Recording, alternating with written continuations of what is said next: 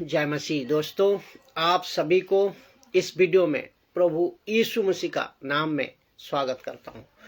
और इस वीडियो को आप समझे, जो कि आज का जो विषय है, आज का जो एक वचन का खुलासा है, वो है पहला करंथियों 13 का 1।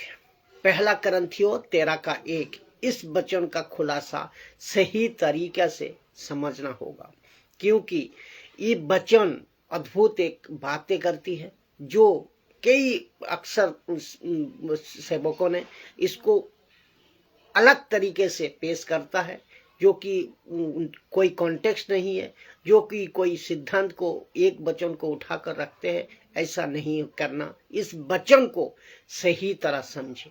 तो आज इस वचन का खुलासा होंगे सही कॉन्टेक्स्ट का साथ, जो कि पहला करंथियों 13 अध्याय 1 नंबर वचन। तो आइए पढ़ते हैं वचन को। पहला करंथियों 13 अध्याय 1 नंबर वचन, और आइए देखते हैं क्या लिखा है। लिखा है, यदि मैं मनुष्यों और स्वर्गदूतों की बोलियां बोलूं, यदि मैं मनुष्यों और स्वर्गदूतों की बोलियां बोलूं और प्रेम ना रखूं, प्रेम ना रखूं, तो ठनठनाता हुआ तो मैं ठनठनाता हुआ पीतल और झनझनाती हुई झांझ हूं। मैं और एक बार पढ़ दूं। यदि मैं मनुष्यों और स्वर्गदूतों की बोलियां बोलूं और प्रेम ना रखूं, तो मैं ठनठनाता हुआ पीतल और ठनठनाता हुई झांझ हूं।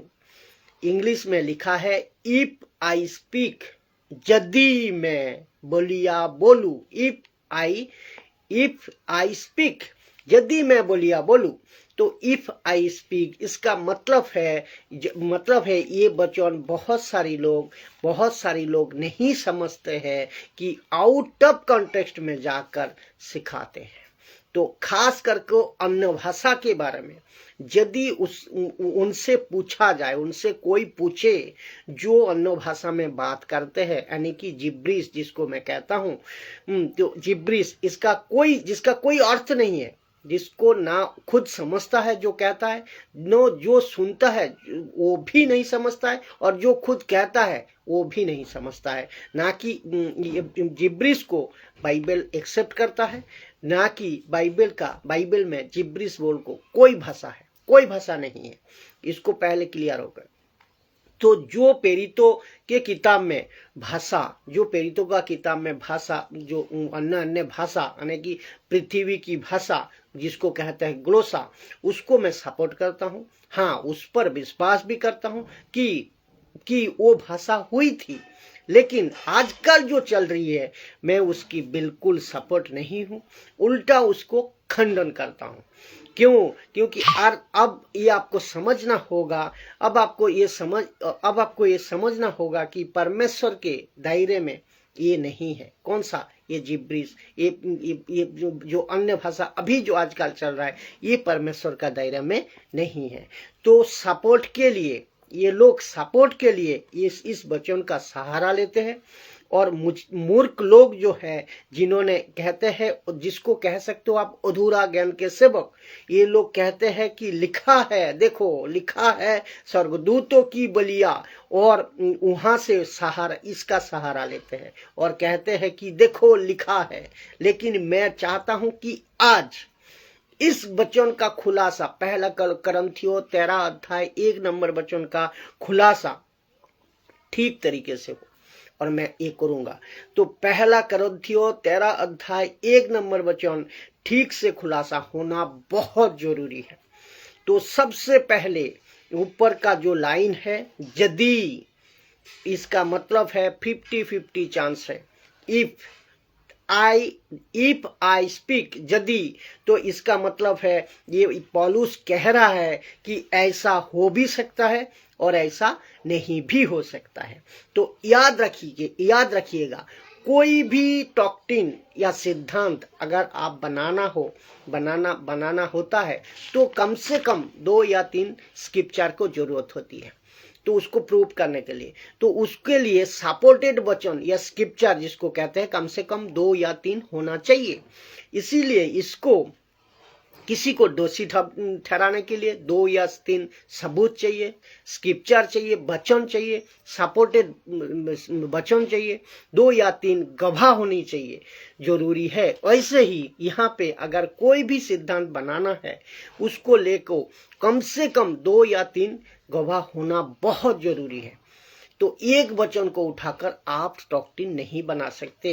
तो अगर आप इसको मैं अगर आप कह सकते हैं कि ऐसे बोलियां चलती है, अगर आप कह सकते हैं कि ऐसे बोलियां चलती है, तो यहाँ पे ये जो वचन है यहाँ पे जदी नहीं होना चाहिए, यहाँ पे जदी नहीं होना चाहिए, क्लियर स्टेट आपको डॉक्ट्रिन होना चाहिए था, मैं बताऊंगा। और ऐसी कोई भाषा चलती है अगर आप कहते हैं, जिसका ये दावा ठोकते हैं ये लोग कि ऐसी भाषा है, तो फिर ये जदी नहीं होना चाहिए, इफ ये नहीं होना चाहिए, इफ आई स्पीक ये नहीं होना चाहिए। यहाँ पे सीधा स्टेटमेंट होना चाहिए था, सीधा स्टेटमेंट होना चाहिए था कि पौलुस ने कहना चाहिए कि स्वर्गदूतों की बोलियां जैसे बोली जाती है वैसे तुम भी बोलियां बोलो, ये होना चाहिए था।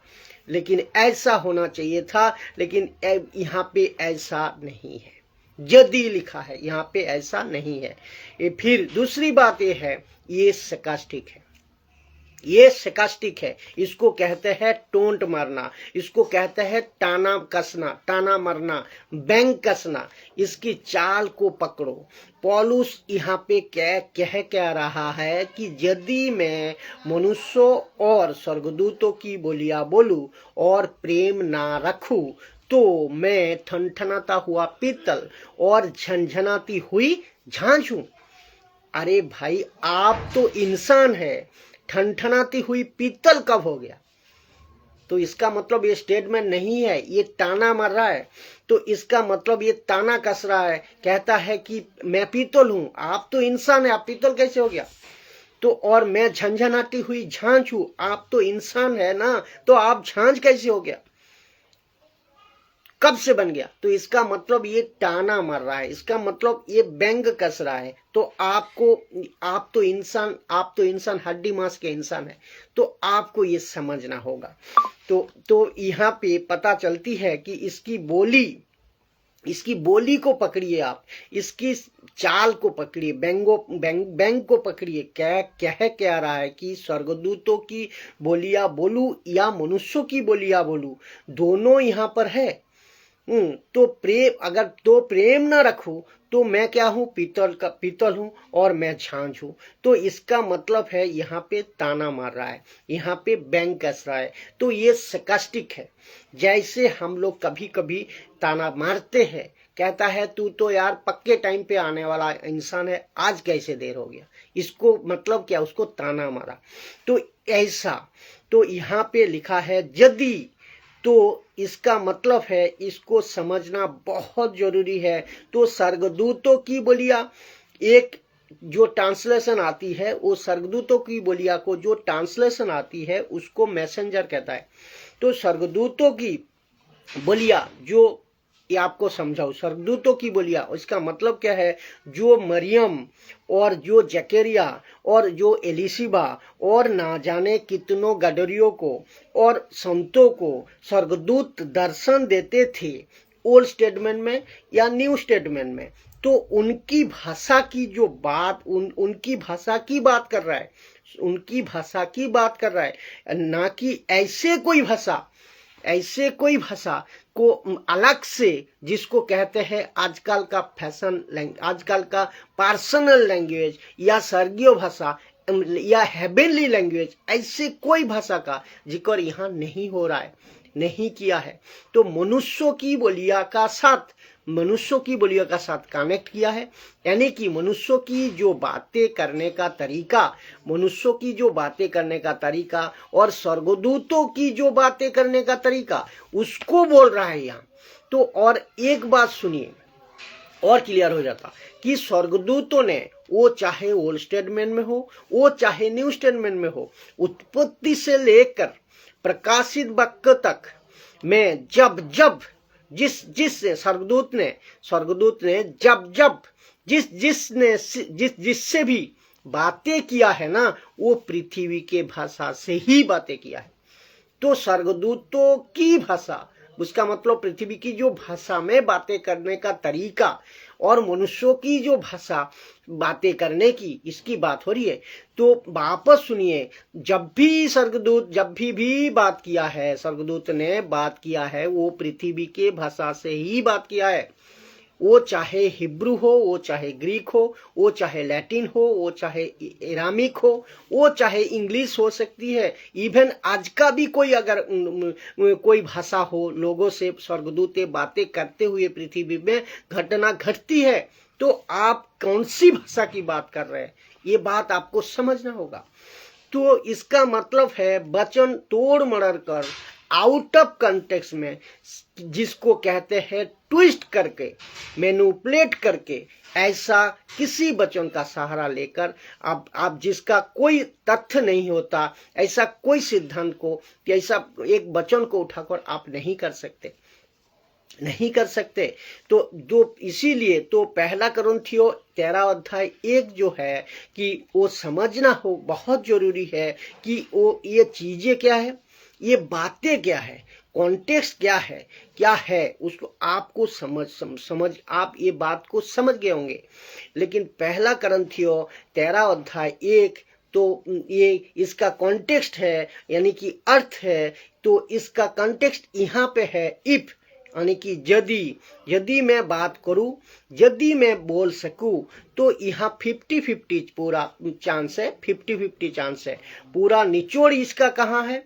इसका पूरा निचोड़ है कि प्रेम का ऊपर। अगर प्रेम अगर करता हूं तो सब ठीक है। इसका मतलब है वचन नीचे में लिखा है 2 या 3 में, जहां लिखा है कि संपत्ति, पूरा संपत्ति दे दूं कंगालों को, शरीर जला दूं, और क्या है, पहाड़ों को भी हटा दूं, तो पहाड़ों को भी हटा दूं, प्रेम न रखूं तो वही हो गया ना, प्रेम न रखूं तो वही हो गया ना। तो यहाँ कुछ नहीं हूं, लिखा है यहाँ कुछ नहीं हूं।